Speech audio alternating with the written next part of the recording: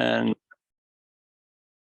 good morning, assalamu alaikum, and especially to our friends who are joining us online. My name is Sikandar Hayat. If you know me, fine. If not, it's too late. Don't worry. I'll still go on with the program as it is. I'm really pleased and excited that we have two very distinguished speakers with us this morning, Dr. Venkat Iyer and Dr. Paul Carmichael, both coming from the University of Ulster.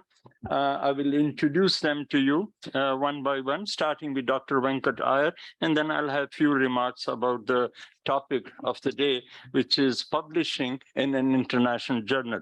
But before I do that, we will start with the recitation.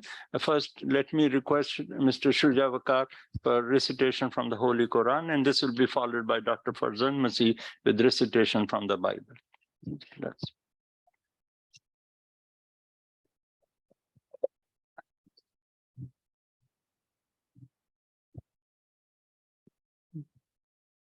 أعوذ بالله من الشيطان الرجيم بسم الله الرحمن الرحيم إن في خلق السماوات والأرض واختلاف الليل والنهار لآيات لأولي الألباب الذين يذكرون الله قياما وقعودا وعلى جنوبهم ويتفكرون في خلق السماوات والأرض ربنا ما خلقت هذا باطلا سبحانك فقنا عذاب النار.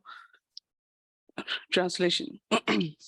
Surely, in the creation of the heavens and the earth, and in the alternation of night and day, there are signs for the people of wisdom, who remembers Allah, standing and sitting and lying on their sides, and ponder on the creation of the heavens and the earth, and then they realize and say, Our Lord, you have not created all this in vain.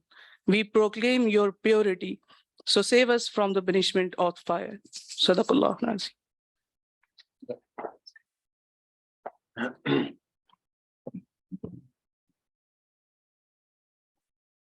Good morning.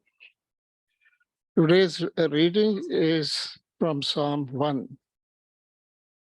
Blessed is the one who does not walk in step with the wicked, or stand in the way that sinners take, or sit in the company of mockers, but whose delight is in the law of the Lord, and who meditates on his law day and night. That person is like a tree planted by a stream of water, which yields its fruit in season, and whose leaf does not wither. Whatever they do prospers. Not so the wicked, they are like chaff that the wind blows away. Therefore the wicked will not stand in the judgment, nor sinners in the assembly of the righteous. For the Lord watches over the ways of the righteous, but the way of the wicked leads to destruction. This is the word of the Lord. Thank you. all right. Let's begin the proceedings then formally by thanking Dr. Roxana, my friend and colleague from the Center for Learning and Teaching, and they are the co-sponsors of this event with the Research and Review Club, a kind of a club we have informal to promote research and research culture on the campus. So it's a joint venture on part of the Research and Review Club and the CLT, and I'm thankful to the CLT, in particular Dr. Roxana, for all the help that we have had so far with this program. Now, Introducing Dr. Venkat Iyer, he is a barrister and academic based in Northern Ireland, a very distinguished career, and I must say a distinguished academician and a practitioner. He is attached to the School of Law at Ulster University, where in addition to being Director of Educational Partnerships and International Affairs, he teaches media law, constitutional law, and business law. Dr. Iyer has been in legal practice since 1981 and is, among other things, a trained mediator. Between 2008-15, Dr. Iyer served as Law Commissioner for Northern Ireland. A former Nuffield Press Fellow at Cambridge University, Dr. Iyer has lectured in a number of foreign universities. And for the sake of the time, I'm not mentioning the universities, I'm just mentioning the countries where he has lectured, which is Japan, Australia, China, USA, Malaysia, India, and Taiwan. You can see the horizons that he has covered in his lectures. He has also acted as a consultant to a number of governments, private corporations, and non-governmental organizations. In 2003-04, and again in 2012, he was invited by the Royal Government of Bhutan to advise on and draft media laws for the kingdom. In 2007, he was appointed a consultant by the World Bank to design a program on continuing legal education for the Kenyan bar. Since 2012, he was consulted by the Burmese government on a wide range of media laws related matters. Dr. Iyer runs training courses on media law and media ethics for newspapers and media organizations around the world. He has also been engaged in designing and delivering capacity building programs for judges and magistrates in various jurisdictions and frequently runs judicial training programs. Dr. Iyer is the author of a number of books and articles and the editor of 2 journals. And that's why we invited him to very kindly give us some time and thoughts on how to publish in an international journal. The journals that he edits is the Commonwealth Lawyer and the Roundtable Commonwealth Journal of International Affairs, both published from London. And now a word about Professor Paul Carmichael. He's a professor of public policy at Ulster University, Northern Ireland, where he has held several senior positions since joining the university in 1992. Dr. Paul was head of the School of Criminology, Politics, and Social Policy from 2005-2010.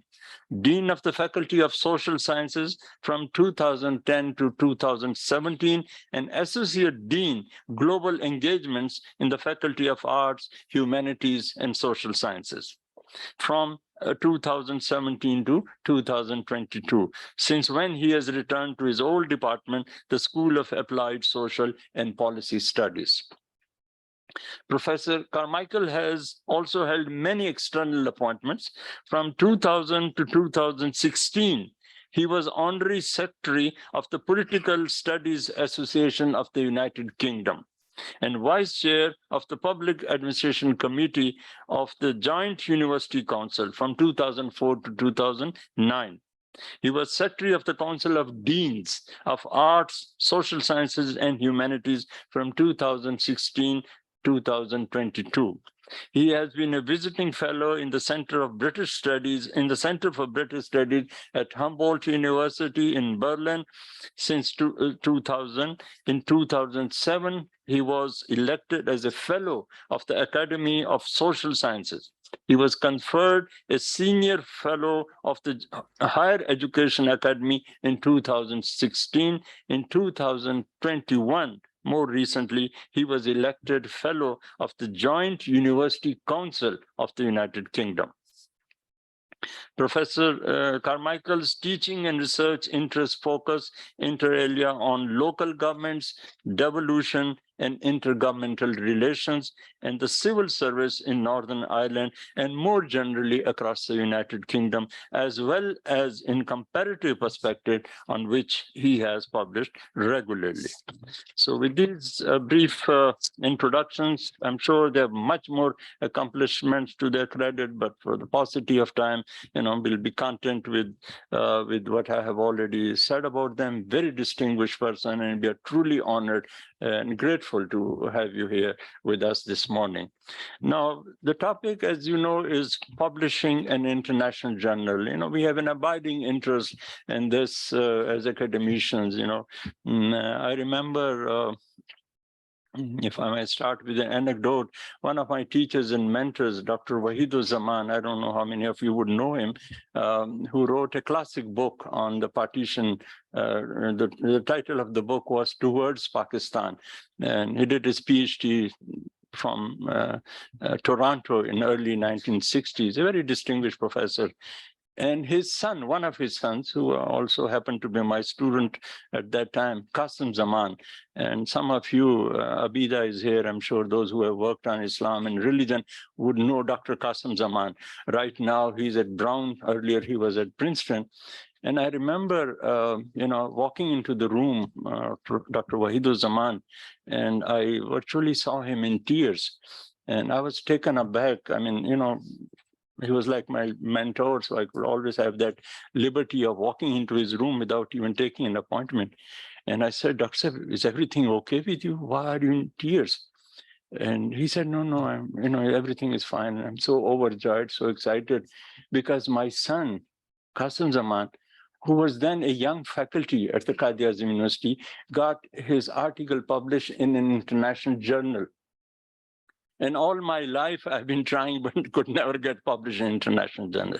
So what a day in my life. Today, my son. So, it has been our fascination for long, how to get published in an international journal. Gives you some status, gives you some recognition. It gives you some, even envy of your colleagues that, look, he got published in an international journal. So a very interesting topic for us, a lot of concern for us. I'm sure many of our colleagues would be interested in knowing more about it, even if they have published in some international journal, one kind of another. So, but before I invite Dr. Venkat Iyer to speak on the subject, I have a few questions which had been kind of bothering me also for a very long time. Although I had the good fortune of publishing in international journals, way back, in the early 80s. So, but again, some of these questions that have intrigued me. One is, I want them to address, if possible, in their talk, some of these concerns. What is an international journal? Just put the word international in the title of the journal. Does that make it an international journal? Or it's a journal that will be published abroad? So that will be an international journal. What makes a journal international? Or is it the editorial board? If the membership is international in nature, so we have an international journal. So this is one thing that has always bothered me. And incidentally, for your information, we also claim to have an international journal. I'm the editor-in-chief of our former Journal of Social Sciences, and we also claim that we are international. I hope we claim it rightly so. The second thing I want you to kindly address, how do you tell a good international journal? The editorial board, the indexing status, peer review process, reputation, or ethical standards of a journal? What makes a good international journal? Or a journal, again, pardon my indulgence, published in the West. Any journal published in UK and USA will be a good international journal. What is it? What makes it a good international journal? Then again, a slight variation on this. How does a good journal differ from a research journal? Is it the impact factor thing, or there's more to it? What makes one journal a kind of a research journal, and we really look up to it to be published in that journal? How do you tell a predatory journal? Me and Dr. Trimble, we have always been talking about it, individually, both of us, and also in the Council of Deans. I mean, how to, encourage our faculty to write in genuine, authentic journals and not fall prey to predatory journals. So what is a predatory journal? And if it claims to be an international journal, is it the very fact that it has rapid publication, or the authors are targeted? You address the authors that send us something, or they have no peer review, even if they claim that they go through this process? How, or is it the way they are kind of taken into the citation database, like Scopus, for example? And since I believe some of our science colleagues would be joining us this morning, is elsewhere a predatory journal? Because it has been claimed by some that the peer reviewers were paid. So does that make it a predatory journal? Finally, I would like to have your thoughts on APC, article processing charge, especially for an open access peer review journal. What is it and how far it is justified on part of the publishers of these journals? And then finally, is it good to publish in an open access journal? I mean, does it help in getting the journal circulated, your article circulated, your content circulated? It's easy to read because it's free download. So these are some of the issues and concerns, and I hope they have their own, set of arguments to make today. But if they could also kindly, in the process, address some of these concerns, I'll be personally grateful. So with these few words, let me invite Dr. Iyer first kindly to take the podium. Thank you so much, and welcome, Dr. Iyer.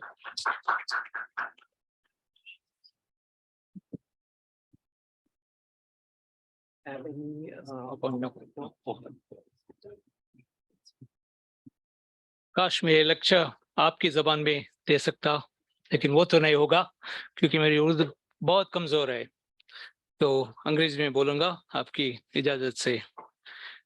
For the benefit of all, I was just saying, I wish I was able to speak in Urdu, but my Urdu is so weak, there's no way I can do that.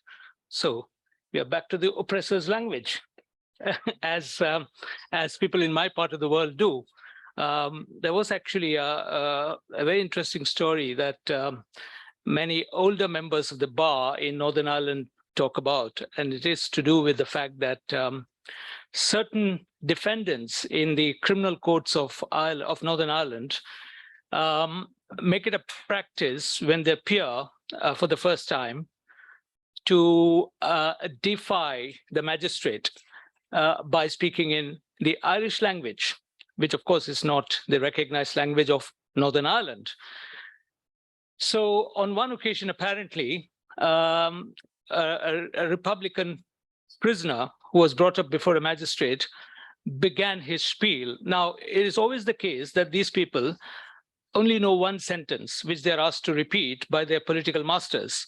And that sentence is, I do not recognize the authority of this court, but I'm compelled to come before this court. So this prisoner apparently parroted that sentence, only to be immediately confronted by the magistrate with a full blast in Irish, asking him to explain the reasons why he did not recognize the authority of the court. Now, the fellow is completely baffled because he didn't have the faintest idea of what the magistrate was talking about. The magistrate was speaking chaste Irish. He just happened to, as a matter of interest, learn the Irish language. And so you can see the difficulties of addressing an audience in a language with which you're not familiar, but which you pretend to know. And so I'm not going to put myself in that position at all today, and will continue to speak in English. Thank you, first of all, for the invitation to be here. Sikandar Saab, Rukhsana Begum, all of you have been so kind, and of course, Jonathan. So I'm very grateful for that. Can I also say that it is a genuine pleasure to be here and to speak to all of you. I realized that this event was put together at very short notice, and to be able to get as high a number in terms of audience is commendable, because it's not only people in this room who constitute the audience. As far as I'm aware, there are also people online to whom I bring greetings from Northern Ireland. And I'm hoping, therefore, that we will have a reasonably good session. Obviously, interactivity will be good. It is not just a case of Paul and me simply speaking down to you. Far from it. We want to learn from you as well. So we'll try to keep this interactive, or at least we will hope to keep it interactive. Now, what I intend to do is to talk about a few things that may be relevant to the theme of the topic without claiming any expertise in this area. Now, it is true that I edit at least one journal which has the reputation of being reasonably well received. It is, I'm told, the oldest foreign affairs journal in continuous publication. It was founded in 1910. This is the Round Table, the Commonwealth Journal of International Affairs, where actually I feel like an imposter. And the reason is I have absolutely no expertise in foreign affairs. I'm just a hack lawyer. And for me to be made the editor of the Round Table is something which still intrigues me. But I've done it now for about 15 years, and I'm enjoying every moment of it, mainly because I'm able to learn a lot in the course of my work as editor of that journal. I'll bring to bear some of those experiences as part of my talk today. I'll try to answer some of the very intelligent questions that Sikandar Saab put in the course of his introductory remarks.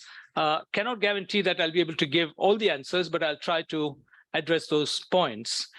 Now, my talk is going to be largely practical. I'm not going to address theoretical aspects of publication, etc. Although there might be one or two issues that may come up which may have theoretical dimensions, but we'll see how that goes. And so the focus is going to be largely practical. And of course, Paul will supplement what I have to say with his own experiences.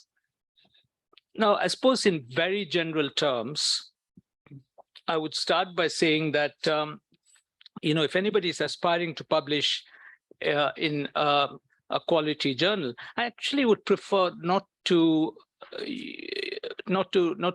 bank on the phrase international journal, because as Sikandar Saab said, anybody could call their journal international. You just add the word international and then you say it's an international journal. That's not a very good way of proceeding. So one of the phrases that is now becoming quite common in at least my part of the world is, actually there are two phrases. One is high impact journal. Which also is debatable. The other is alpha rated journals in terms of ratings.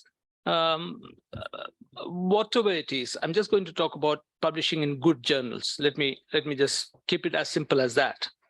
And in very, very sort of preliminary terms, I would say that you need to make yourself aware, if you're going to publish, or if you're wanting to publish, you need to make yourself aware of the journals in your field that successful academics use, which is quite, I think, a good way of even beginning to think of an outlet for what you are going to contribute.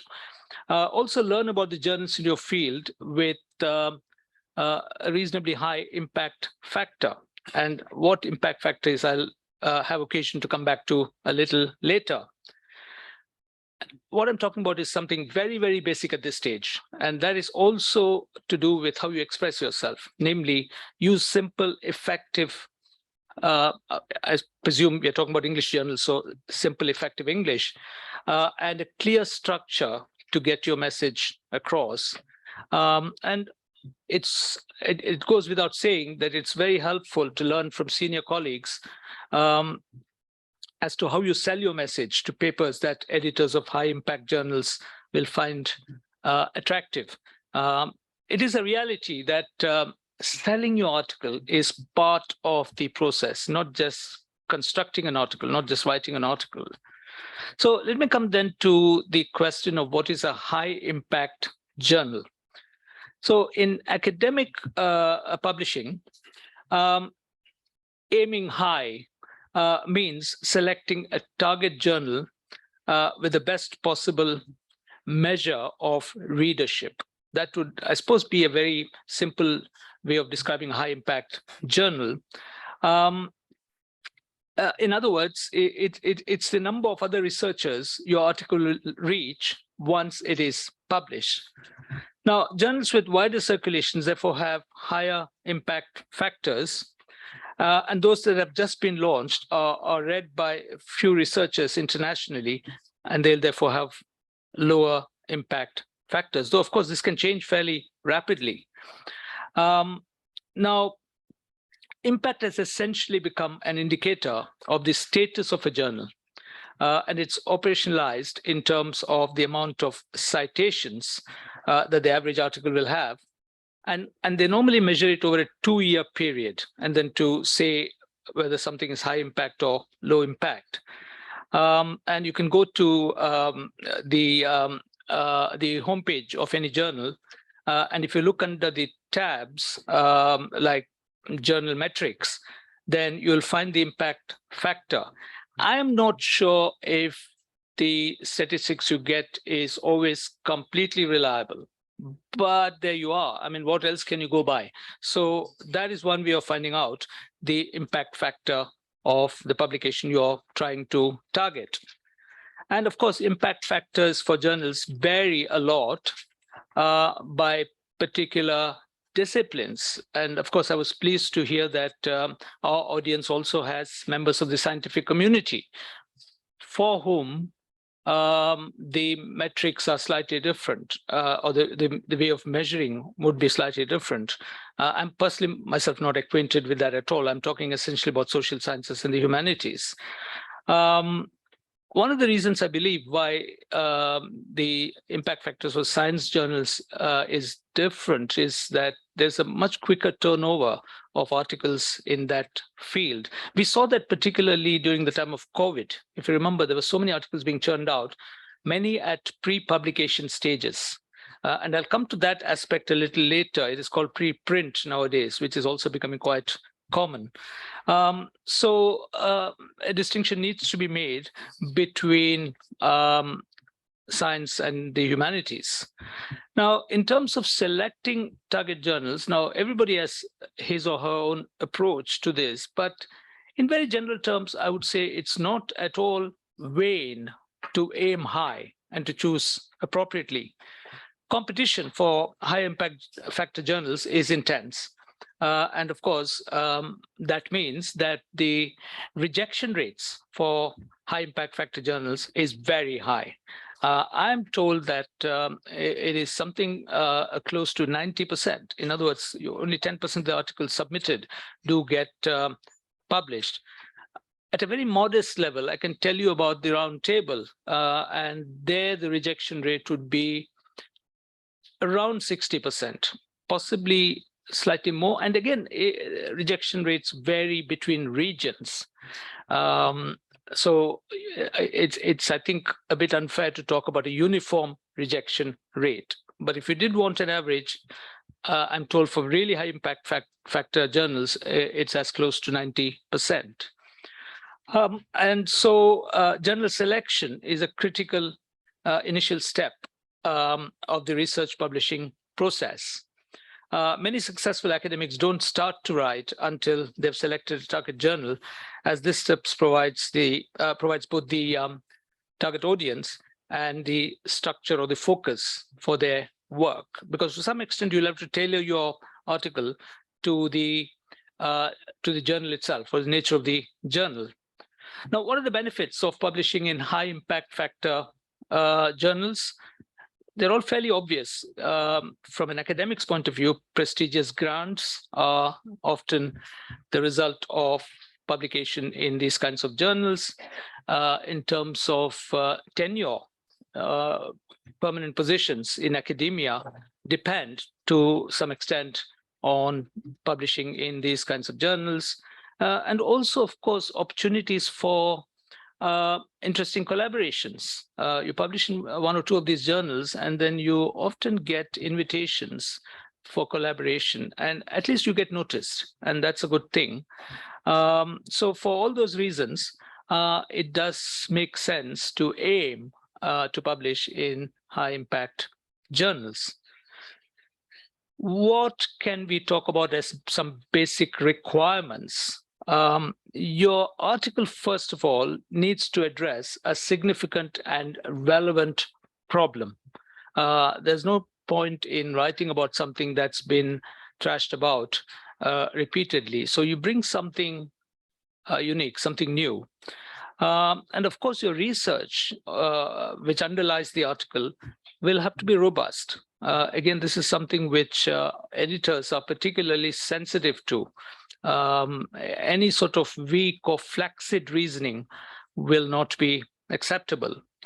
And if you want to put it in very colloquial terms, you really need to tell a story in whatever you're writing. And that matters a lot because it grabs the attention of the editor. And also, don't forget, the attention of the peer reviewers, who make a big difference these days. I'm personally rather dubious about peer reviewing at certain levels, because I've noticed one thing, and I've noticed this both in relation to my editorship of the Roundtable, where all articles are peer reviewed, and when I write articles for the journals, legal journals. And it is something which worries me, and it is this. A lot of the time, articles are either rejected or peer reviewers recommend not to publish an article, not because the article is not sound or robust, but because the article does not conform to their ideological preferences. It is something which bothers me a lot, particularly because I tend to, in my personal writings, be, shall we say, nonconformist in certain matters. I can give you a very simple example which may make sense to some of you. There is developing in your neighbor, India, something called public interest litigation. Now, many people are enamored of this concept, saying it's the best thing that has happened in the last 50 years. I tend to take a very different view of not public interest litigation per se, but of the manner in which that concept has been developed by the Indian courts. And so I do write critically on that subject. I speak critically. Fortunately, nobody has censored my speeches, although I suspect, having been invited once, I'll never be invited again to the same forum, given my views. They probably would assume that I would say some glowing things about this phenomenon before they invite me, but then they are soon disabused of that notion. But peer reviewers reject articles simply because the view is non-conformist. So that happens, which is rather unfortunate. But I would still say that it's a good idea to tell a good story, because that catches the attention of both the editors and the peer reviewers. And of course, you need key points and arguments that your reader can grasp quickly. That also, I think, is part of the attractiveness of a good article. Your writing style, as I said previously, should be clear and concise, and it should have the potential to keep the reader's attention at all times, not to effectively put off the reader after a few paragraphs. And don't forget, a lot of the time your abstract matters. So the abstract needs to tell a story too. I have frequently seen authors simply pull out a few sentences and construct the abstract on the basis of those sentences. In other words, simply take out something from the article and then string them together to form the abstract. Doesn't work, because it first of all, it gives a very disjointed feeling to the reader, and secondly, it doesn't quite convey what the article is all about. So do pay attention to the abstract. There are a few questions which probably are worth asking before you begin to write your article, which to some extent overlaps with what I've already said. So first of all, have you done something new in terms of your thinking for the article. Is there anything challenging in your work which needs to be expressed, which needs to be brought forward? Will your results influence other researchers in that field, either positively or negatively, but it has to have some sort of an impact? And have you, most of all, provided solutions to the difficult questions that you may be raising? There's no point in saying there is a problem here and I'm identifying the problem, because a lot of the time that problem would have been identified anyway. So what is it that you're bringing new in terms of solutions? Now, this is not to say that your solutions may have to be perfect. Of course not. Nobody can be sure about that, but at least, make an effort to bring in some sort of solutions. Now, again, in very general terms, the ingredients of a good research paper would be to first of all understand the assignment in its entirety, take a sort of holistic view rather than a very narrow one of the issue.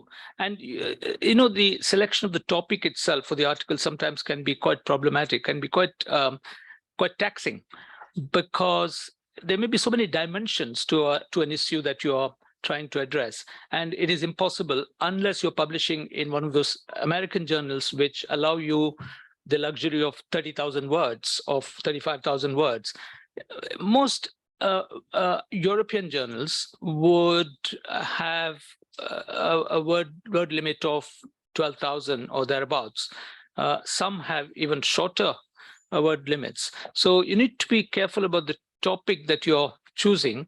Very exceptionally, you may want to actually have 2 parts to your article if you cannot say what you want to say in the 12,000 words or whatever. And it depends on the editor. If the editor is willing to give you the freedom, then of course you can explore that option. So I'll give you an example of that recently, which I personally entertained.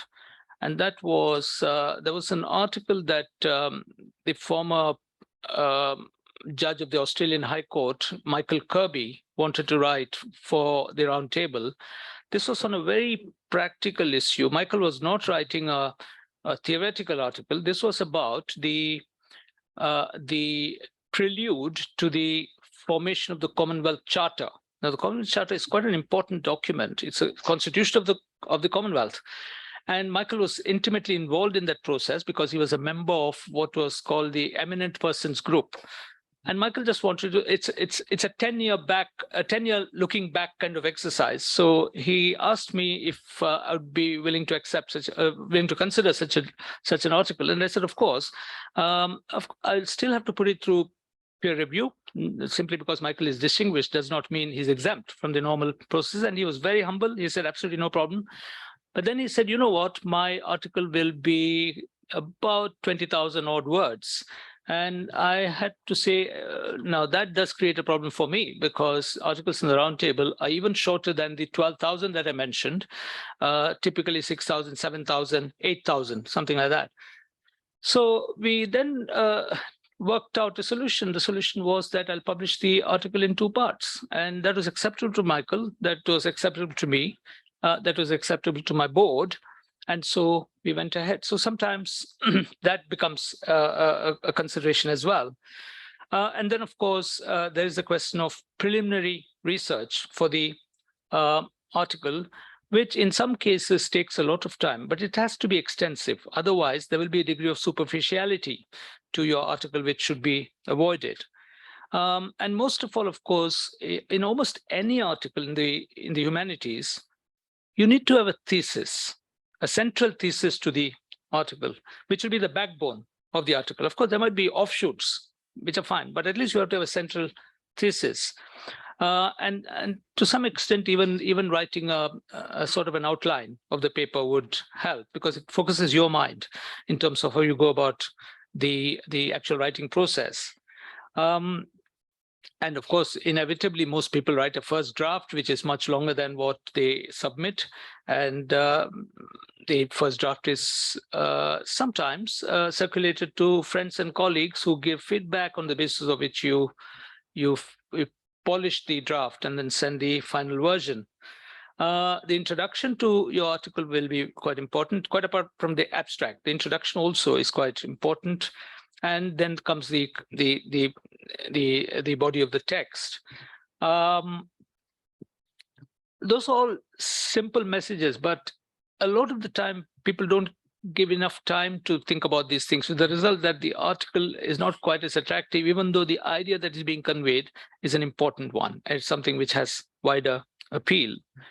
Manuscript format is quite an important issue as well, and that will depend to a large extent on the nature of the journal, because different journals have variations on formatting, and so you need to give some attention to that, as you would also to the theme of the article. Now, generally speaking, unlike a newspaper, journals are not very ideologically committed, generally, but there are exceptions. So if you're, for example, a conservative writer, a person who has right-wing views, by which I don't mean rabid right-wing views, just right-wing views, right of center, as it is sometimes called.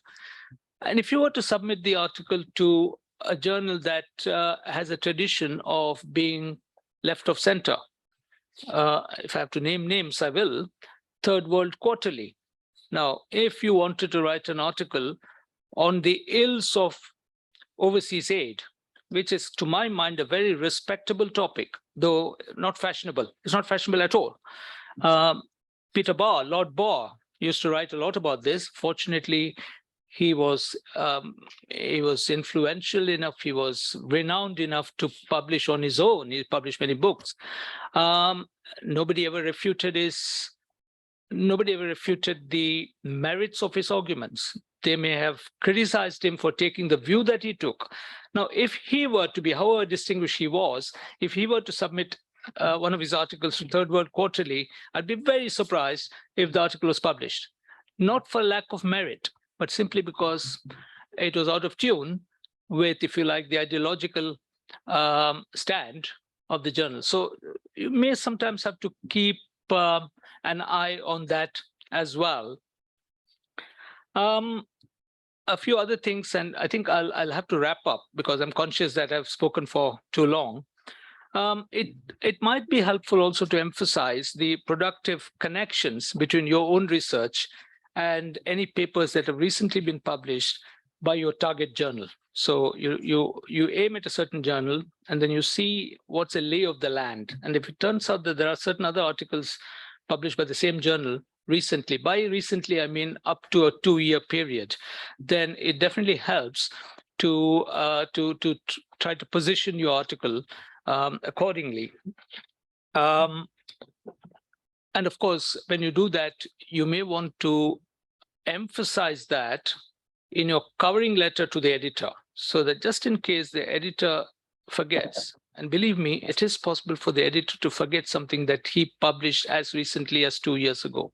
I tell you from my own experience, it happens, and somebody comes up to me and say, "Oh, by the way, did you like my article on this, that?" I cannot remember sometimes, and it is terrible when that happens. But you have to keep that in mind.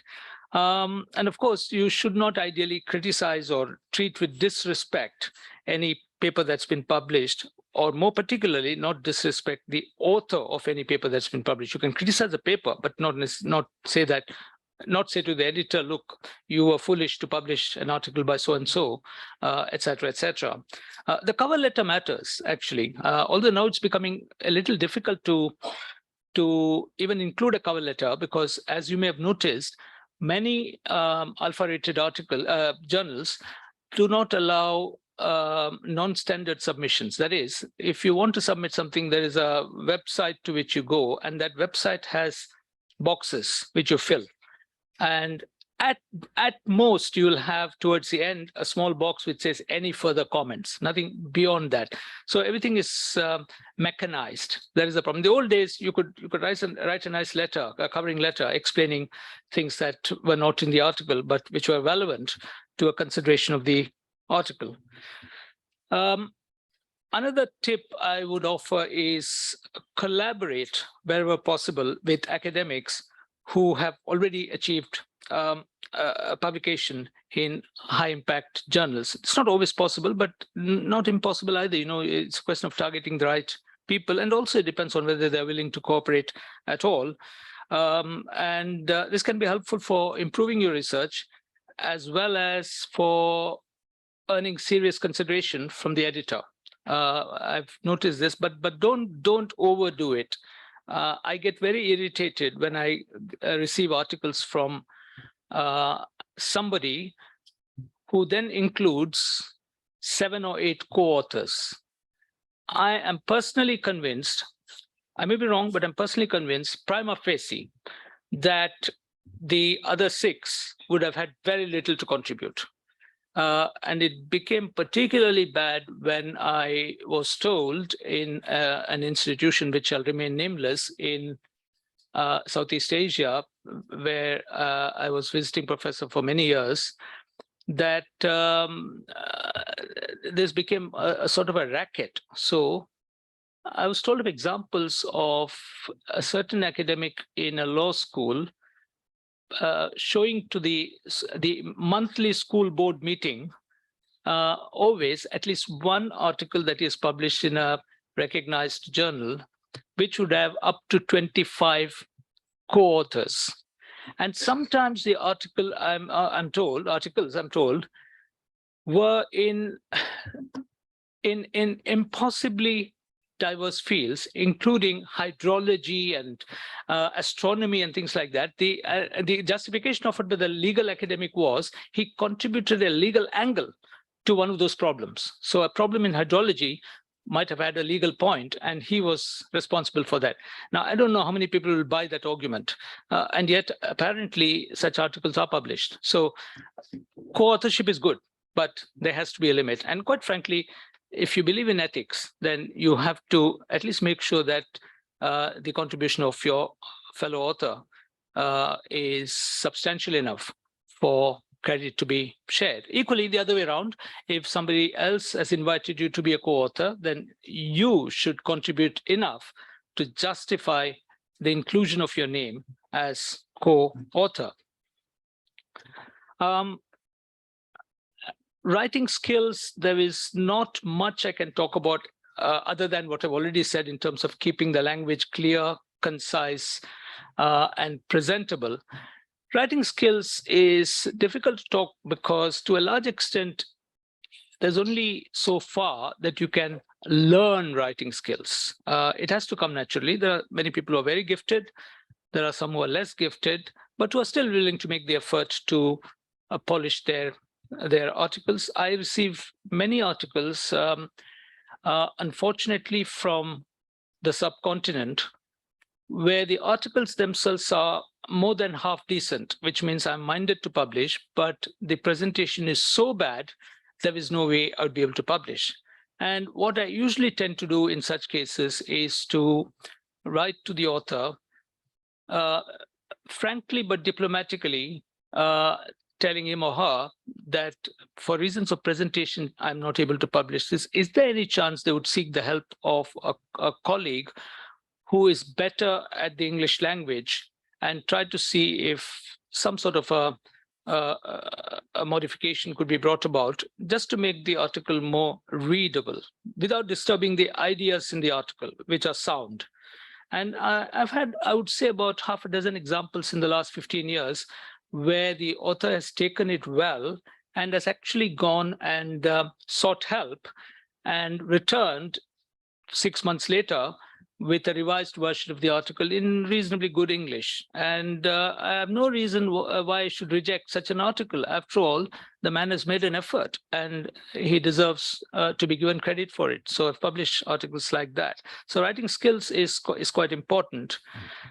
Now, almost towards the end, I want to talk a little bit about the general structure of a research article. So there is, first of all, the issue of title, which most people don't pay enough attention to until after you've written the article. And it's entirely understandable because it's not worth wasting your time initially, is what most people think. Although I think sometimes the title matters because it's the first indicator to a reader about whether he wants to read the article at all. Then there's a question of keywords. Keywords are important in one respect, and that is to do with indexing of journals. Nowadays, everything, as you know, is electronic. So unless you have the right keywords, then it's unlikely that your article will get noticed in the right places. So selection of keywords is quite important. Don't just choose keywords at random. And again, don't overdo it, but don't also be too stingy. I would say about 6 keywords for an article would just about be right. It depends on the article as well. I've already told you about the abstract, which is quite important.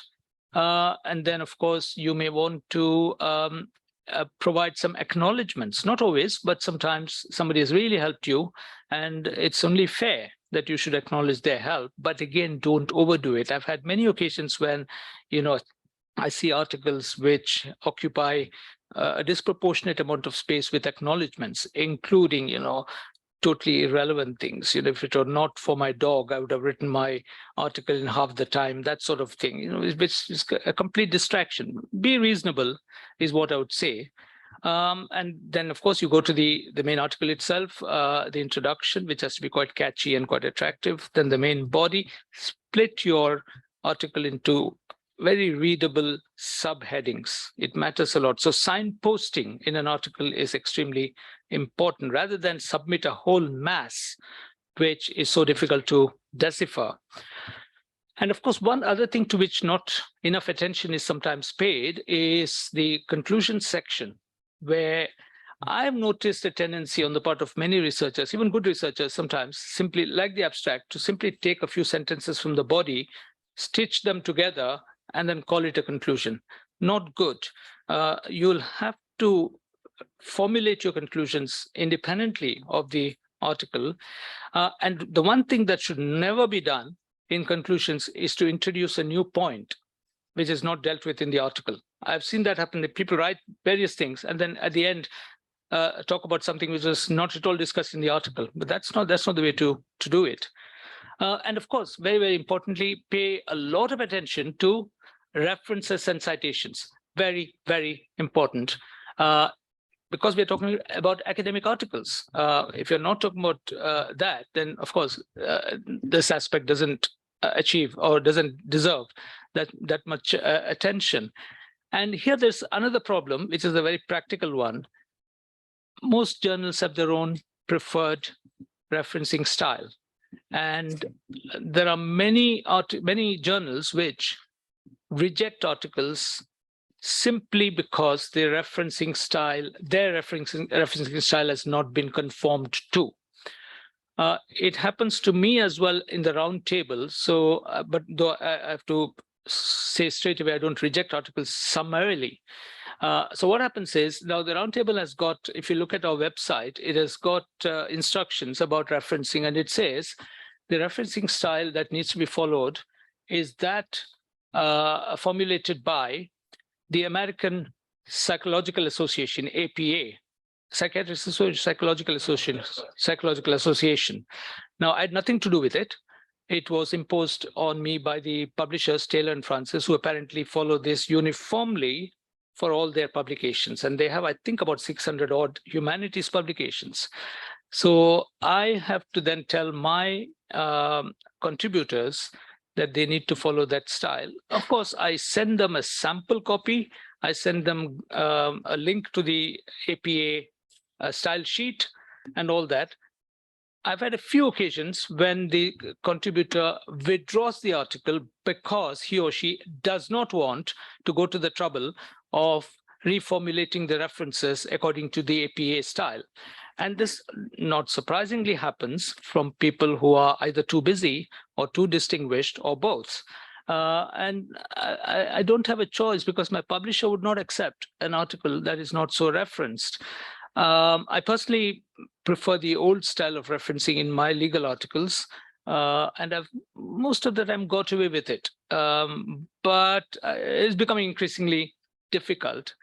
And of course, the one thing that is very irritating to any journal or any European editor or the editor of a European journal is too many footnotes. So you must have seen in many American journals, you have, at least American law journals, I don't know about the other areas, where you'll have on a page one line of text and the rest of the page is footnotes. Now, that can be very off-putting. And it's also, I think, unfair on the reader, but whatever. So try to avoid that. I would say no more than 2 footnotes per, 2 footnotes of reasonable length per page. Because footnoting is important, very, very important, because unless you substantiate what you're saying, then you're doing a disservice to your readers. So those are matters of a very practical nature. I'm not sure if there's much else I can say without needlessly taking up your time. I'm very happy, of course, to answer any questions to the best of my ability, but I'll actually let Paul have his say in the meantime. Thank you very much.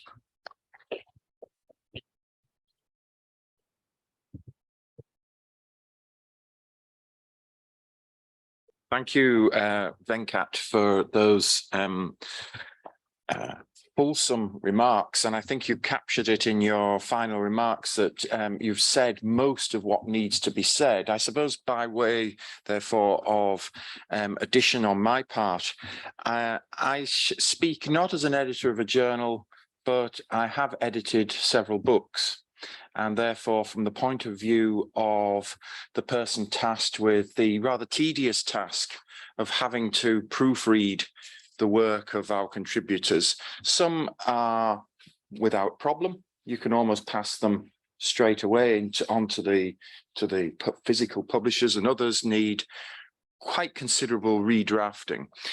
So I have that experience as well, but my comments really come from the perspective as somebody like all of you who's trying to get their work published. And I suppose my first, if you will, injunction to you is remember, publish or perish. You must keep publishing in your career. And to those of you who are your doctoral students, please impress upon them, publish or perish is the mantra of academia, because if you don't, therefore you will demise in the academy. But in saying publish or perish, I think it's important to think of, where are you trying to publish? Are you publishing your research, or are you thinking of publishing in one of the increasing number of teaching orientated journals? Because as universities have expanded across certainly the UK and the Western world, there's become a greater emphasis upon ensuring that the work of academics as teachers is given greater recognition, and a number of journals have appeared in that domain. So be sure where you're aiming your work in that respect.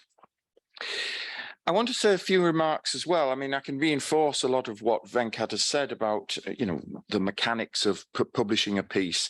Interestingly enough, it depends, of course, on the subject disciplines. I know Venkat mentioned there 12,000. Certainly in most of the social science journals with which I've been familiar, your word limit really is more around 7,000 to 8,000 words. And indeed, some are even shorter than that. So you've got to be very clear, very pithy, very focused in what it is that you want to say. And if you've got a lot to say, well, do it in 2 or 3 articles. Don't try and put in the kitchen sink in the hope that it'll squeeze in. Editors are ruthless about space, and that's partly because they're the publishers of the journals are ruthless with editors about the space that can be put in any particular volume of a journal. I think as well, in terms of the core messaging here, increasingly Venkat referred to the fact about multidisciplinarity, but the fact is most of our journals are still housed within single disciplines. So by all means, draw connections with other disciplines, usually cognate disciplines, but they may cross into other areas of the academy. But remember that you're writing for a journal that's in a particular disciplinary area. And therefore, if you make your piece too wide-ranging, that may self-exclude you from relevance to that journal, because they'll say, well, it's not really for our audience. It's too broad, it's too generic. Another message I would say is that, and I've done both in my time as a single author and as a co-author, but undoubtedly in the arts and social sciences, whereas historically the emphasis was on single authorship, we have seen the steady importation of the practice in the life sciences and in computing engineering type subjects of multi-authorships. In a sense, whether it's a good thing or bad thing is neither here nor there, it's a fact of life, but try and turn it to your advantage. And if you are going to have multi-authorship, try and do so with somebody from somewhere else, rather than it looking like the proverbial job lot, 4 or 5 coming from one institution. So if you can point to authorship with others from other places, that is a strength over picking co-authorship with your colleagues in your own immediate department. And that reinforces a point about that I would make in terms of the type, the impact of the journals that you're trying to, or sorry, the ranking of the journals that you're trying to reach. And let me draw upon here some of the particular evidence that's applicable in the UK setting. It's also true of Australia as well. The Dean made reference to the quality of publications, but increasingly in the way in which research is assessed in the UK and in Australia. What we're seeing now is it's not the journal per se, but it's actually the quality of your own piece and submission. So it's not just the impact factor of the journal, it's the quality of the piece. And that's because in the UK and in Australia, but it's extending to other European countries, there's a growing emphasis on periodic evaluations of university research. So in the UK, for example, we've just had what's called the Research Excellence Framework. This is every 5 or 6 years. Research is assessed across the country by academics in terms of the quality of work that's produced. And in theory, at least, that's done without reference to the outlet in which the research appeared. So in other words, it's no use just saying, oh, well, I got my work published in such and such a journal, so it must be good. That doesn't automatically follow. And as Venkat alluded, you can often look at a piece and think, well, that's a really good piece of information or piece of research, writing, and it's appeared in a relatively modest journal. And similarly, some journals that are on the surface of things top rated, and you look at them and you think the piece within it is actually quite poor quality. So there's no automatic correlation between the outlet itself and the quality of the piece that's accepted for publication. Another thing I would mention is that Venkat mentioned the rejection rate, which varies enormously between journals. And we've all, even those of us who've been writing for many years, all suffered from rejections, or more often revise and resubmit replies from journal editors. And I think it's important that you take on board the views of the referees. Most academics who are writing for or refereeing for journals do so if you will, with goodwill. Now, there will be some journal referees whose feedback to you will read and think is both rude, is short, terse, and in fact misguided. But unfortunately, that's a fact of life. You have to deal with that. Most, however, referees will give back good feedback from which you can draw useful pointers in order to rework your submission prior to resubmitting it to the editor for reconsideration. So it's important to take that on board. And again, I speak from experience. In fact, at the moment, with a multi-authored piece from colleagues in several institutions, we're working at the moment on revising an article that we've produced in order to address the helpful comments of the referees. One was very supportive, but said, we needed to get the introduction more tightly focused, the point that Venkat was making, because we hadn't sufficiently addressed the point of, well, what is the significance of the piece? You know, you think it's important, but you need to convince me as the editor that it's important for me to put it in the collection. And also, what's the gap in the literature that you're addressing? Otherwise, you're just writing at random about something, but why is it important? So you have to address what's the gap in the literature, what's its significance, and you have to address, you know, how you're proposing, how your piece is proposing to go about filling that gap in an attractive and an appealing way. Interestingly, though, the other reviewer for our piece was criticizing aspects of our results. And in fact, this is where, and Venkat alluded to this, the role of your covering letter to the editor is important, because we looked at the comments from the reviewer and we thought, well, actually, yes, we can accept, we can take that on board. But some of the criticism was simply unfounded. So it's not the case that the word of the reviewer is absolute or that they have a veto. If you are sure of and confident of your ground and of your methodology and of your results, then stand your ground in a reasoned way with your reply to the editor, and in a convincing way set out why your evidence is correct and why the reviewer is wrong, because reviewers make mistakes as well. And that's what certainly we've done in this piece, and we're confident it will be accepted. So in other words, don't be afraid to speak truth to power. Don't feel that you have to, in some ways, level down or blunt the message that you're trying to give because you fear that it might not be well received. After all, how would progress in knowledge be achieved if all we did was follow conventional wisdom? We need to be, as it were, challenging in what we say, but with due deference to those who are reviewing our work, and take on board legitimate criticism. But if we're confident that the reviewer is wrong, we need to say that.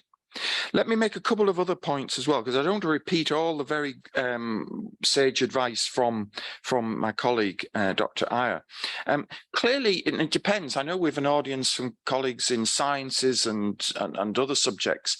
I can really only comment from the point of view of humanities and social sciences, but I am aware, depending on the journal and the country where you might be seeking publication, American journals are overwhelmingly, almost obsessively concerned with quantitative research, to the point where the qualitative dimension is often neglected or derided even in terms of its importance. British journals, such as ours, have tended to be, up until more recently, there are some exceptions, have been far more open to qualitative research. It's about getting the blend right. And that, of course, depends on the nature of your subject and the nature of the work and the topic that you're exploring. I would also, again, in terms of some of the housekeeping points, make the following observation. Don't please, it shouldn't need to be said, but it does happen. Don't please fall into the trap of some academics, and they reach very high places, such as former German foreign minister, I think. Please never plagiarize your work because it will be found out. In the age of the internet, these things are discovered. Also, don't play off journals against one another. We know people are desperate to get published, but if you've sent your piece to journal A then don't send it to Journal B or Journal C concurrently, because the odds are that by happenstance, you may find that they send it in good faith and it ends up going to the same reviewer. And that would be a disaster, because that's bad faith as an academic. However, it's perfectly legitimate to do the following: to take a piece, and if you have had it published, to adapt it with suitable additional work and take out some other part for publication in a second journal. That's perfectly legitimate. Similarly, based upon further work, you can take a piece, revise it, update it, and then find a further outlet for it. And again, academics have done that. I wanted to mention as well, because I was mindful of the comments of the Dean at the start in terms of this question of open access charges. This has been extremely controversial, driven in the United States, also in the UK context, by publishers. The publishing houses are incredibly wealthy. And as if they don't make enough money, they want to make even more money. And there's been a big argument in the UK about how all this would be funded. And most academics simply don't have the means to pay the gold access charges, as it was called. I wouldn't necessarily worry too much about that. If you can't afford to get to pay, don't worry, because you're in good company. Colleagues in the UK mostly don't have that good fortune either. The other thing to note, and you mentioned some of the journals about Elsevier and journal reviewers. Years ago, yes, reviewers used to get paid in most journals when the volume of journals on marketplace was much less. It was a courtesy to academics to be paid by an editor. This was in the days, of course, pre-internet, pre-email, when things were shoved in envelopes, posted off and posted back. And when you did your reviewing work, you got a free copy or a small fee. It wasn't a large amount, and so on. You even used to get paid for publishing your work. I mean, it's now the other way around, that we're actually paying publishers to publish work. So there's a lot of issues. Now, the reason I mention that is twofold. Firstly, Venkat, or the Dean rather, mentioned in his very kind introductory remarks, I was involved for a long time with a learned society, the Political Studies Association of the United Kingdom, which is the second largest such association in the world after its American counterpart, APSA. And one of the means by which we and other learned societies make a lot of our money isn't from membership fees, but it's actually from our relationship with the publishers. And periodically we have to renew those relationships. And for a long time we'd been with Blackwell publishers based in Oxford. We were happy with them in many ways, but we felt it was time for a change, and we invited several publishers to present to us as, well, why should we go with them, with our stable of journals? And the long story short, we had presentations from Blackwell, which didn't really convince us to stay, but in the end we went with Sage as our new publishing partner. And one of the reasons why we went with Sage was because, of course, the origins of Sage was that the people behind it were keen to see the most widespread publication and dissemination of social science research without recourse to the profit motive of publishers. Whereas we were concerned with Elsevier that perhaps if we'd gone with them, they would have elevated making money over perhaps the widest dissemination of publications and of work. So that's a factor as well from the point of view of us as a learned society. And that leads me to another area I wanted to refer to. Venkat very wisely said that, you know, when you produce your work, people think, well, there it is, somebody ought to publish it. But you are in, it's a buyer's market. Journals are overwhelmed with people offering their work. And people, those of us who are selling our, in inverted commas, our research in the form of publications, like to think, well, why isn't somebody buying it in the form of accepting it for publication? But remember, they're inundated with offers from lots of people. How do you increase your chances? Well, you can do it in several ways. One is to make sure that the work that you produce, before it even leaves the office, metaphorically speaking, or leaves institution, have you run it by colleagues?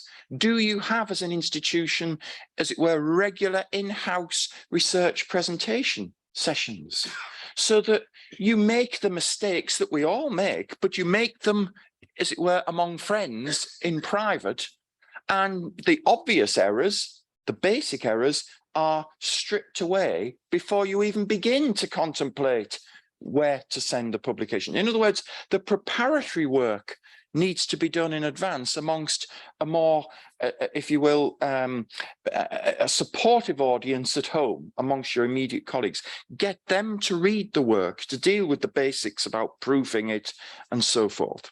But assuming you've done that, and bearing in mind my remark about co-authorship or multi-authorship, I think it's important as well to build upon your networks, be involved with the relevant learned societies in your subject disciplines, make the networks and connections with colleagues based in other institutions, because it is probably through them that you can enhance the prospects of A, making your work more polished and more attractive and more relevant, but B, improving the prospects for its acceptance by a journal that, remember, is inundated with offers of work from many people. And some journals, the strike rate, so to speak, the hit rate is less than 1 in 10. In other words, they reject 7 or 8 pieces out of every 10 that they get. They get so many, either because they're just substandard, the point that Venkat made, or because they just simply don't have the space. Even if your work is very good, it may not have the goodness of fit to the journal itself, or because they've only got so many pages that the publisher will give them. So I think that's an important point to bear in mind as well. Think about it, who it is that you're working with in order to get your work published. I'm just thinking as well, some other remarks I wanted to make. You made all the points about the good English, made the point about, oh yes, the networks point is important because quite often more senior, not always senior most, but more senior colleagues in disciplines in other institutions may well be asked to become an editor of a special edition of a journal. And therefore, if they're producing a special edition on subject X within your discipline, and that you are known to them, they may well come to you and say, look, I'm putting together a special issue. It's got 6 or 8 journal piece articles on. Would you like to produce or submit a piece? So in other words, that's a major step towards getting publications, because instead of approaching an editor who you've either never heard of or who you've never met blind, you're going to somebody to whom the editing role has been subcontracted, a special editor, and that can open doors in a way in which you might find otherwise it more difficult to get your work research published. And again, I've been a special editor of a couple of journals, admittedly some years ago, but also I've been a beneficiary of knowing the special editor. And how did I know them? Well, I knew them because of my work with learned societies and through contacts, through conferences and so on. So that's often how these things come together. It's not just entirely random. It is a case of who you know quite often. And that doesn't mean that quality is thrown out of the window, but what it means is that in a crowded marketplace, they can help navigate and direct you through the obstacles to the point of success. And then what was the final piece I wanted to make about the special issues? I think I've covered that in terms of learned societies and conferences and so on. Yes, I think I've covered all of the points I wanted to make, but I'm more than happy, along with Venkat, to take any questions if anyone has. Yeah, hello Okay, thank everyone. you. We have a few comments and questions in the chat for the Zoom part from the Zoom participations. Shahid sir, if you could please open the chat. I'll be needing the mic. Rubam, one mic, please. Yes. Sure.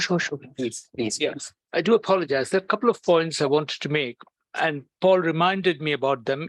Going back to Sikandar Saab's introductory remarks, one of them was, of course, open access. No, I just want to share with you one or two perspectives, which are in addition to what Paul has said. So what's happening with open access is actually, in many respects, a very worrying development.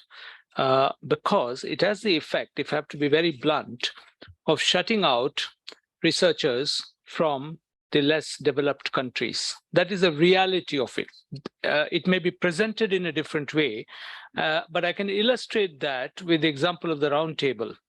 What's happening is we are being told, and now Paul has addressed one side of it, which is the greed of the publishers, which I do not dispute at all. But there's another dimension to this, which has to do with,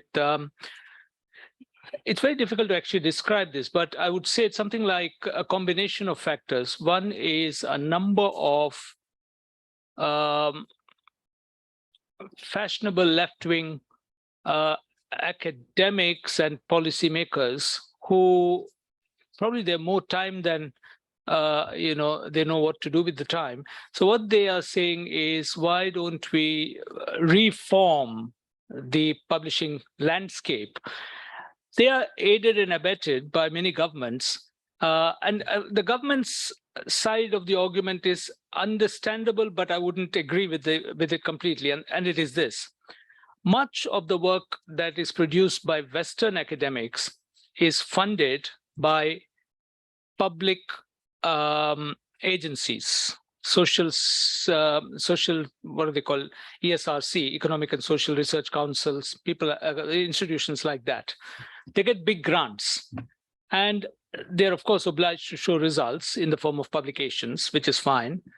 And the government's argument seems to be this, that if you're going to give you so many £1 million for your research, why should the results of your research not be made available to anybody who wants to read it? In other words, at the moment, you have to buy a journal, you have to subscribe to a journal to be able to see that. That's not a good idea. That's not a good way of spending public money. That is argument which is used. Now, that is at least the argument that the publishers are pressing into service. Now, let me tell you what the practical results of that might be. In the case of the roundtable, for example, we have many articles submitted by scholars from less developed countries. There is no way they'd be able to afford the fee, which currently is set for my journal at about, I think, £3,800 per article. Now, I personally actually have nothing to do with the commercial side of things. Okay, nothing at all. I don't even know actually how many of the journals published in the roundtable in the last few years are open access. They don't tell me that, and I've not asked them that. It is not my concern. I go by quality. If it is publishable, I publish. I'm told, out of curiosity, I asked the publishers, and they told me that at the moment, no more than a handful of articles are open access. They're requested as being open access by the contributor. So after the article is accepted for publication, there's a box to be ticked by the contributor, which says, do you want this to be open access? And if you tick that box, then the publisher sends you a bill for £3,800, and your university pays that bill, and it becomes open access. So the point I want to make is that if open access becomes widespread and universal, it will cause a lot of disadvantage to researchers from the developing world. It is a very worrying phenomenon. So to the extent that any of you can do lobbying, I would ask you to keep that factor in mind, because I suspect not many research councils, not even many private universities would be able to afford that kind of money to be paid for any research published by their staff. I suspect, I may be wrong, but there we are. Okay. One other point, this is more by way of information, possibly amusement, based on what Paul was saying about rejections, please, the serious point is what I'll first address, and that is, if you ever receive a rejection letter, please treat it graciously. Do not take it as a personal affront, and do not start a fight with the editor or anything of that sort. It's just not proper. It's not worth it. I will end with a real life example which happened very recently to me. An extremely distinguished author who writes on matters concerning the subcontinent. I will not name him. Not English, I mean, not British, not American, but from a part of Europe. He writes a lot about India and Pakistan independently. Submitted 2 articles, one in his own name and one co-authored with someone. I had to reject both articles only for reasons of quality, nothing else. I put them through peer review. The peer reviewers were a bit ambiguous, and I think they were swayed by the name rather than the quality of the article. But I found the article substandard. So what had happened was, this unfortunately was part of a special issue which was being edited by someone else who was not, that's my fault. I chose the editor of a special issue who was not as experienced as he or she should be. So the special issue editor passed these 2 articles, but I still maintain the final judgment. So when it came to me, I rejected the articles. This distinguished man got very upset.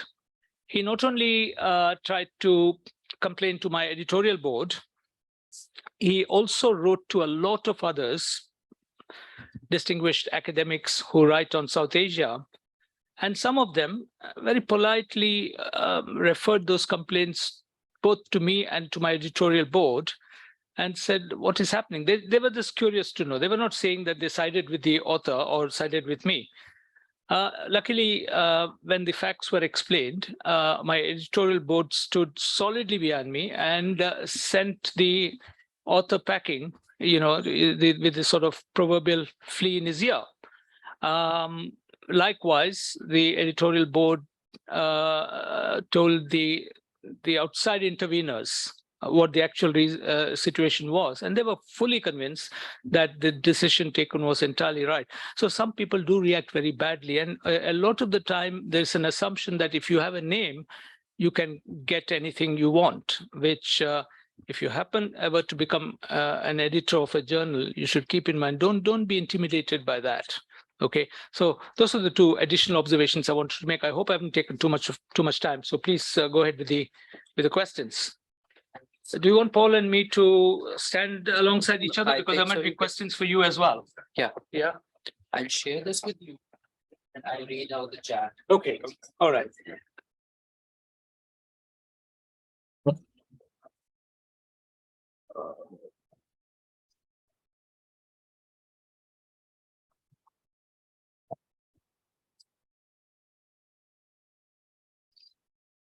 So Dr. Abdul Jalil has to say that usually international journals take more than a year to complete the process, submission to publishing, and what to do about it. So if you can I take that? Yeah, okay. Again, I speak, I speak as both an author and an editor. So as an author, yes, it's intensely frustrating when when a decision on an article submitted is not given reasonably quickly.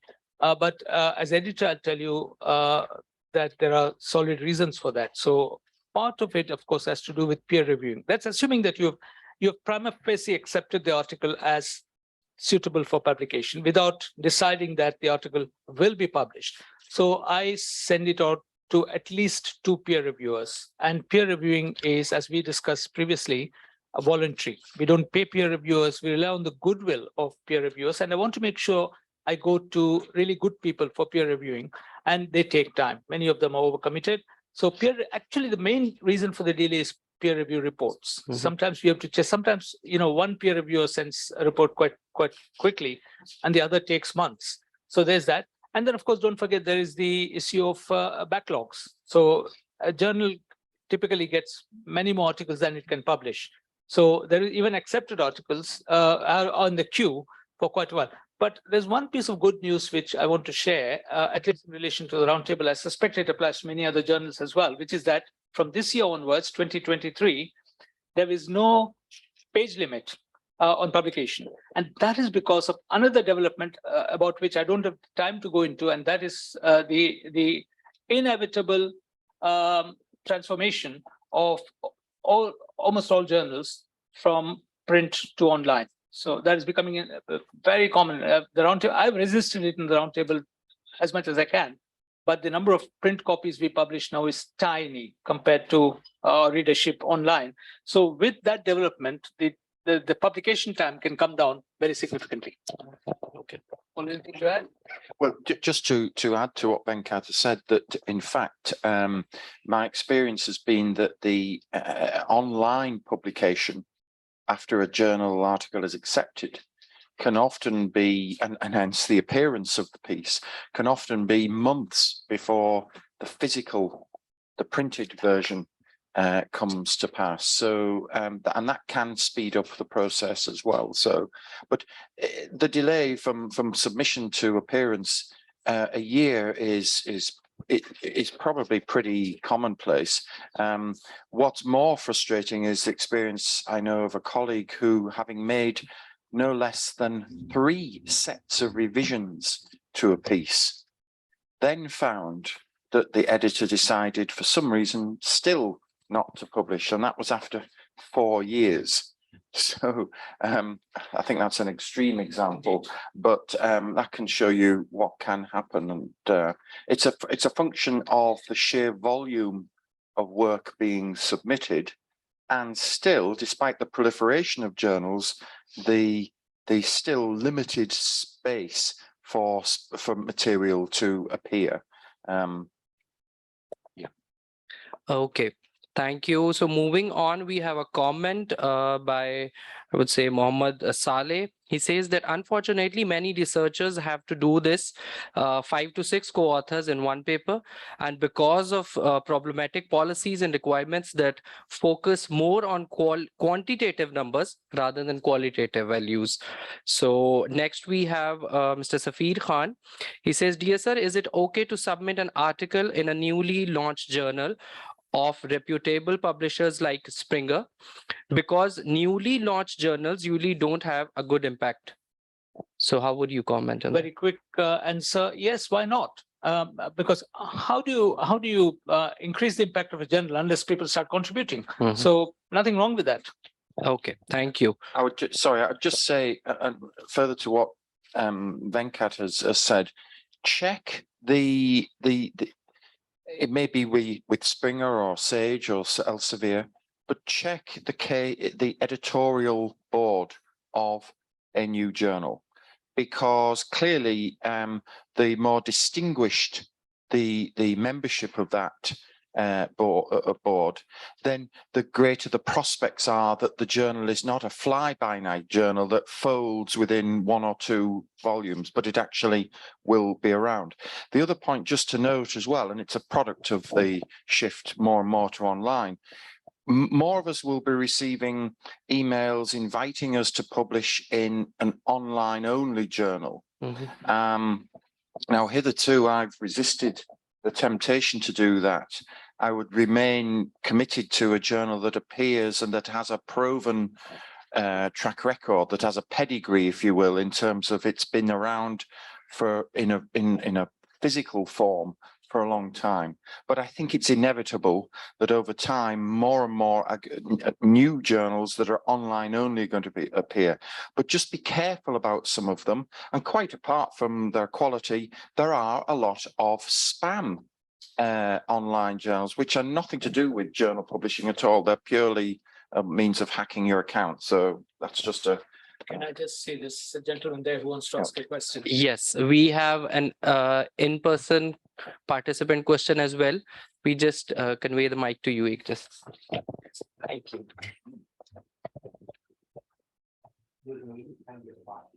My name is Naveed Tahir and I am from Economics Department. I am not going to pose any question.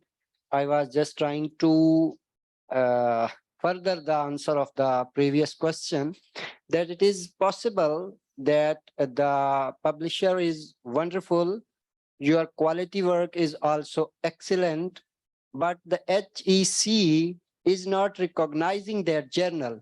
So sometimes it happens that you see your work, oh yeah, it was a good work, but when you go to the HJRS, that is recognized by HEC in case of Pakistan, and you put it somewhere on your CV, they say, no, this is not recognized. So there is a trade-off between recognition and the quality. So this is just as a professional move, but of course it can be intellectually a good thing. Thank you. Thank you, sir. So HEC is Higher Education Commission of Pakistan. Yeah. Yeah, I'm aware of that. That actually happens in other countries as well, particularly Malaysia.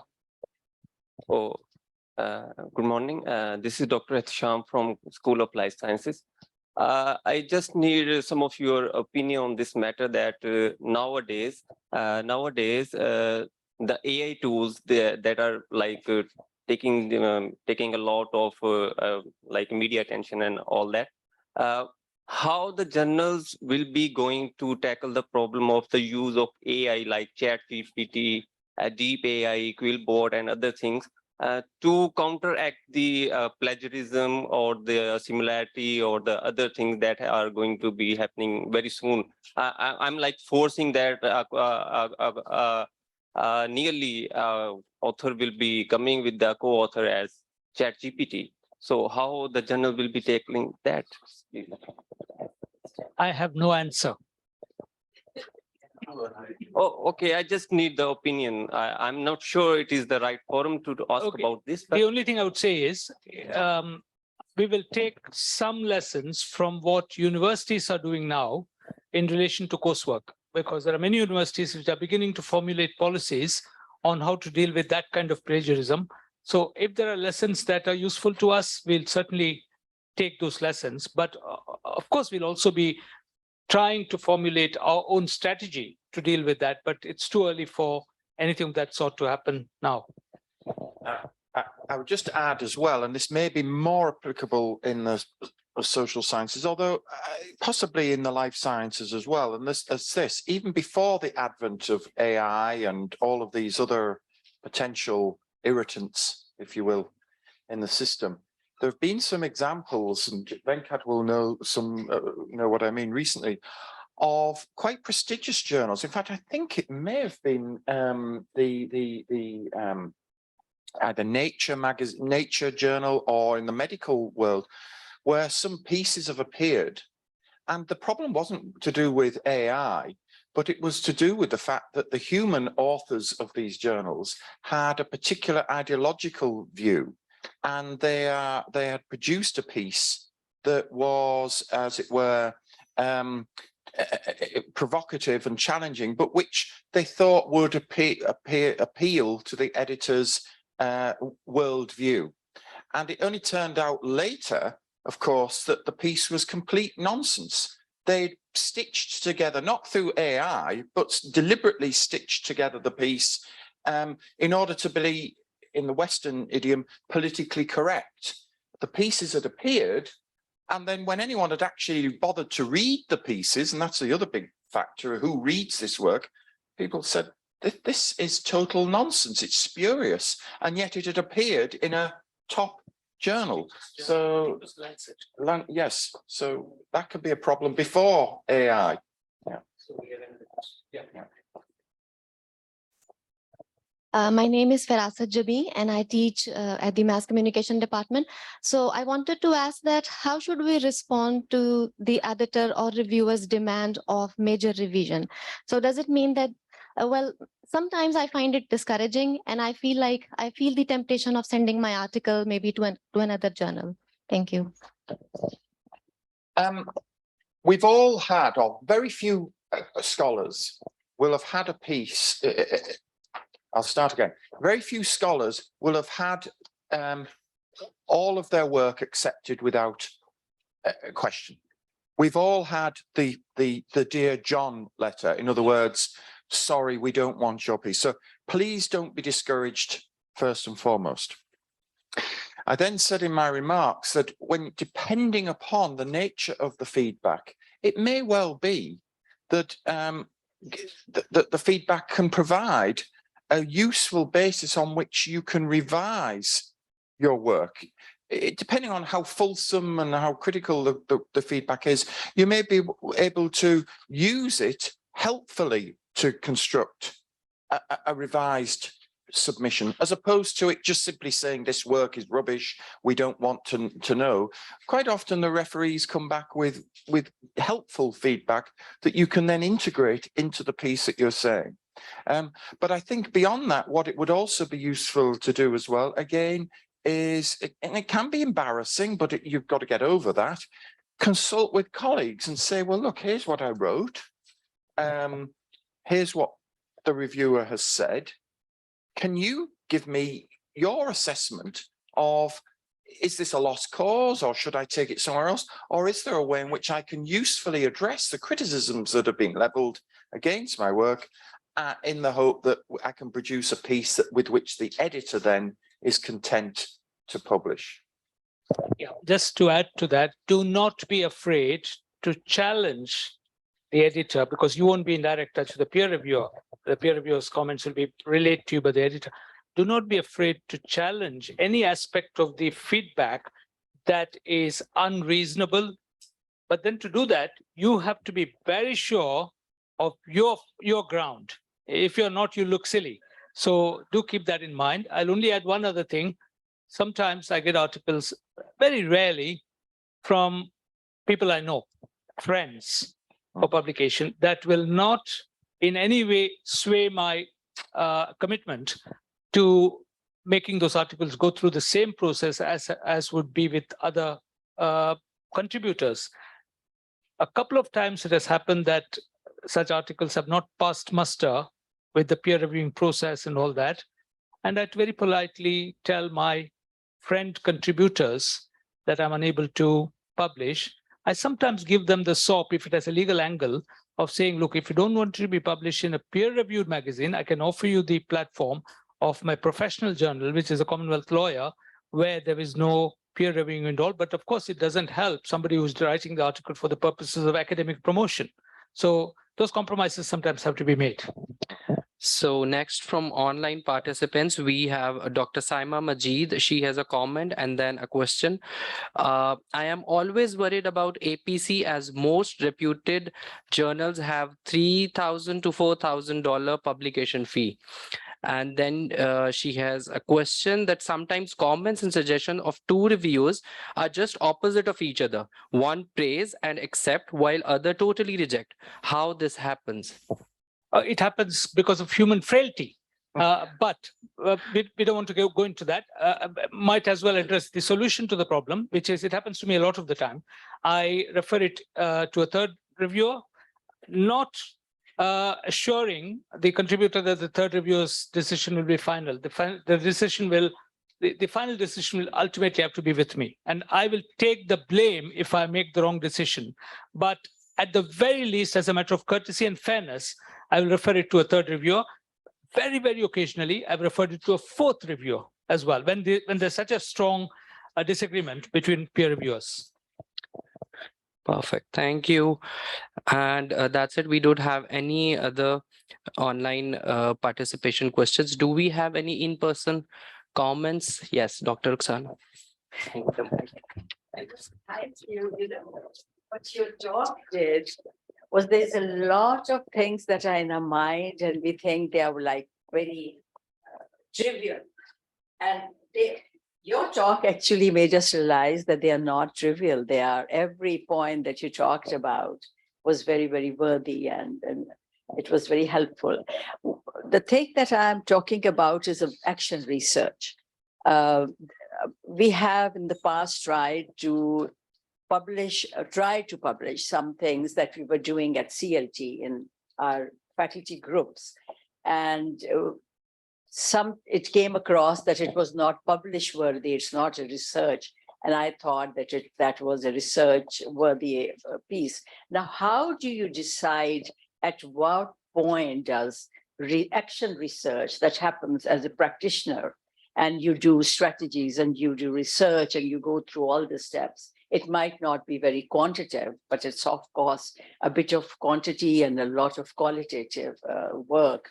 Where do you know that it is publishable? I mean, for us, that would be nice to know, because we hope that what we do at the Center of Learning and Teaching in communities of practice does become publishable at some time.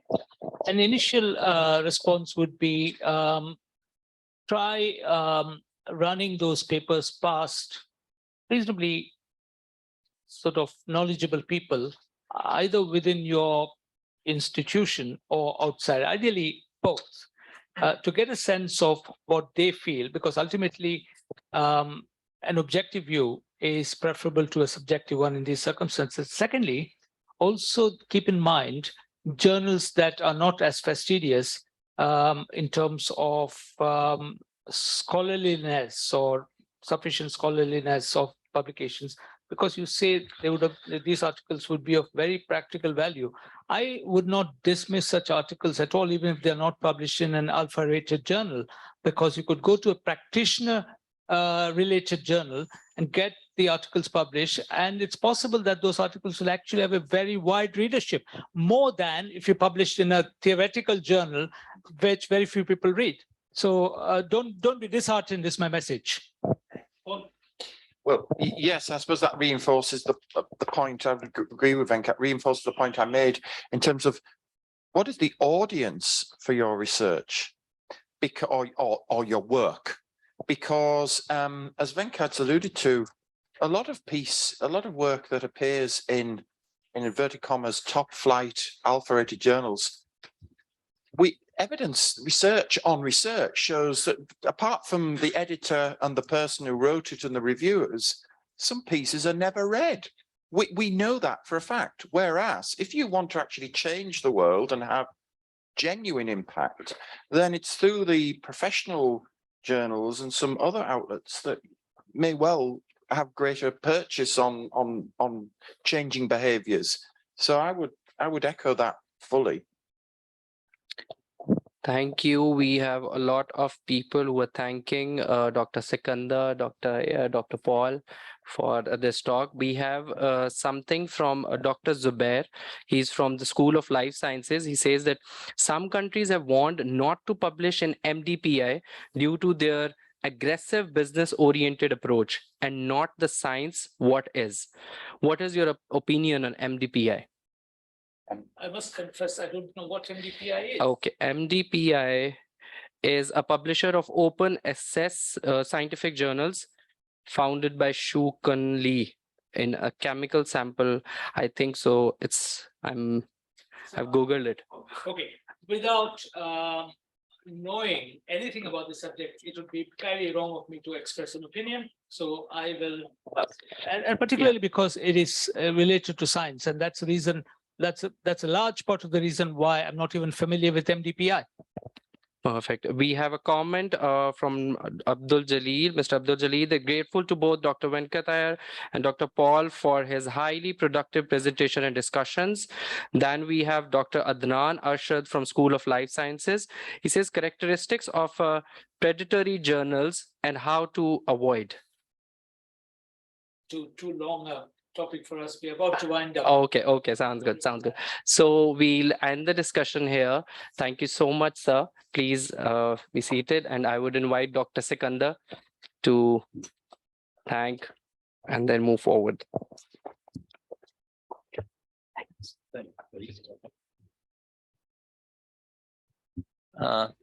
Thank you so much, both of you, Dr. Venkat and Dr. Paul. I think it was one of the most informative, of course, but enlightening and very helpful discussion we had. To be honest with you, I wasn't even expecting this. It was not, kind of hit and run. There was so much of, insightful and helpful discussion coming from our two worthy speakers. I'm grateful to you, thankful to you, and I really appreciate the questions, the kind of issues that were raised also by my colleagues. And I'm so particularly happy that my colleague from sciences, from life sciences in particular, were here. And I think for me personally, if it sets the stage, this is something I would like to do in future also, rather than doing it in silos for history or political science or for social sciences or for humanities. Let's all come together when it comes to, research, because this is one thing, one concern, obviously all of us share, and we would like to know more about it. And, and I would also like to request Dr. Rukhsana that maybe we should come together more often on these things, and particularly, work this out. And, because I've always said, and Dr. Trimble, my vice rector, is here, and my senior colleagues who have been very kind to me, listen to me often. I don't know how much to their comfort, but I think what really makes a difference between a college and a university is research. If you want to transition to a university, FC must commit itself to research. I mean, we are a very old college. Of course, we are proud of it, huge tradition, splendid traditions. But as a university, we are very young. We got our charter in 2004, as I was telling Dr. Venkat in the morning. So, we're not doing so bad, given, how young we are at the present. We have a long way to go. And I think the key in the journey would be our research. We should be open to research. I know sometimes some of us, and I have been in this academic business, some of my colleagues, friends know now for more than half a century. I started my academic life in 1968, at Edwards College, Peshawar, when most of my colleagues were not even born. So I have been in this business for long. Sometimes research is a mental block. You mention it and the other guy says, oh my God, this is so threatening. But, I'm sure most of you would agree with me that it's tools, techniques and everything, but it's also a state of mind. So please open your mind to research. If you want to sustain and produce and develop as a good academician, you can't do it without research. It's good to be a good teacher, but then a teacher remains confined to a classroom, which may no matter be how large a classroom, but it is still a classroom. But research will take you beyond the horizons. So with this, opportunity at hand, I would request all my colleagues to, stay with us, join such session in the future also. And I'm particularly very thankful to my colleagues from sciences. Of course, I value the participation of my colleagues from social sciences and humanities. For me, at this place, and I'm saying it in front of the vice rector here, there is no division between social sciences and humanities. It's only a thin line, an academic thin line, more for convenience rather than for anything else. But I'm so happy that sciences is also willing to be part of this endeavor. And hopefully we will do it with the support and cooperation of the CLT and Dr. Rukhsana in particular, who herself is a great researcher. I mean, and I really appreciate that. Now, one small piece of information, and which is very encouraging, again, given this time of the season here at the college, when, one semester is ending and we are in transition towards another semester starting on Monday the 13th. Today, we had 60 plus online participants, 60 plus, and 20 plus in person who participated. So that speaks volumes about your presence and the kind of, attraction that you had for our faculty. So thanks again. And I wish you Godspeed, and I hope you will be visiting us again. And hopefully we have much more to learn from you in the future. But before we go, I would finally request Dr. Trimble, our Vice Rector, to say a formal, word of thanks. And thank you so much. Please. It is my great pleasure to say thank you for coming all this way, for speaking with candor and clarity, And this is something that will help our faculty to move forward in their publishing efforts. So it's greatly appreciated. I thank Dr. Sikandar for his important role in making this happen. To Dr. Roxana as well, thank you so much. And to all of the faculty, my hope is that this will be of great benefit to you in your professional endeavors. Thank you. Thank you so much to the online participants as well. So we'll end this. Thank you. Yeah.